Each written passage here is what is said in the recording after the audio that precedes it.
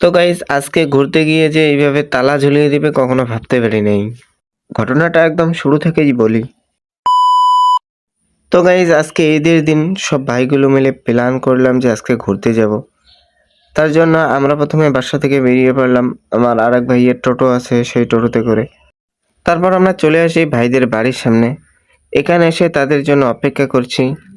কিছুক্ষণ পর তারা সবাই চলে আসে। অনেকদিন পর ভাইদের সঙ্গে আমরা সবাই একসাথে হলাম। তার জন্য সবাই ঘুরতে যাচ্ছি, অনেক ভালোই লাগছে আজকে। তারপর আমরা চলে আসি মাঝ রাস্তায়। এখানে এসে সবাই নাকি দোকানে কিছু খাবে, তার জন্য কিছু আনতে গেছে।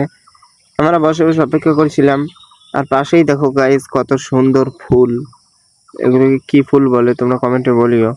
তারপর দেখি ছাগলও আমাদেরকে দেখতে আসছে। কিছুক্ষণ পর হিরো কিছু নিয়ে আসে।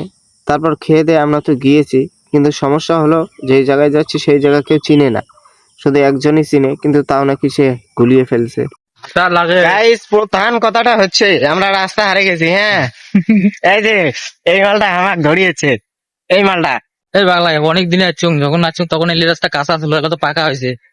হ্যাঁ, পাকাতে করে কি যেমন চোখ টিপে নিয়েছে এখন ওই পাশে দেখ পাকা হয়েছে, যে দেখ। পাকা হয়েছে। এটা কি এখানে শিলশিলাই আছে?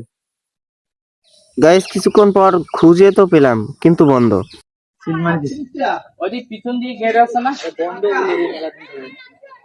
বন্ধ বন্ধ।